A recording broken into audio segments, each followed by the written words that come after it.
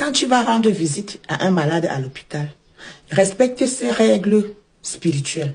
Sinon, tu risques d'en payer le prix.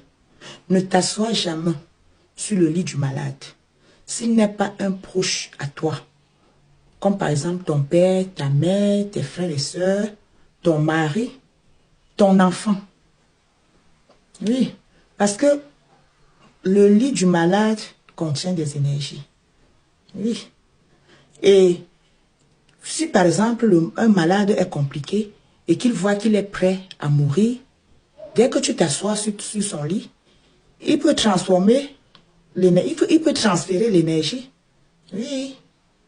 Il peut te transférer son énergie et tu meurs à sa place. Donc, soyez très prudents quand vous rendez visite aux malades à l'hôpital.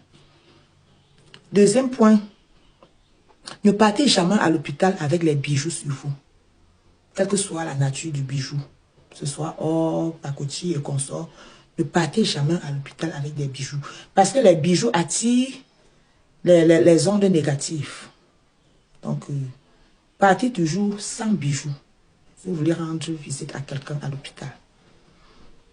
Troisième point, ne sifflez jamais à l'hôpital.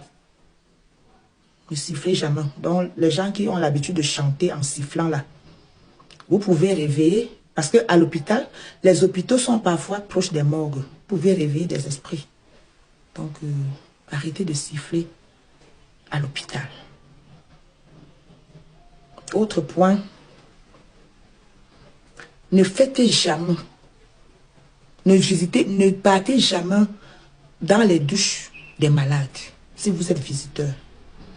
Même si ça vous sert beaucoup, vous pouvez faire vos besoins dans un seau avant de porter pour aller verser à la douche. N'entrez pas, ne faites pas les selles dans les pots de l'hôpital du malade. Parce que là-bas, il y a trop d'impuretés, trop d'énergie négative en fait.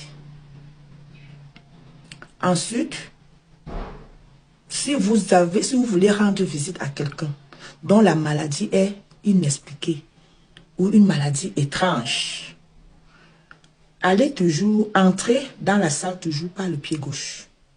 Toujours par le pied gauche. Et vous ressortez par le pied droit ou par le dos. Oui.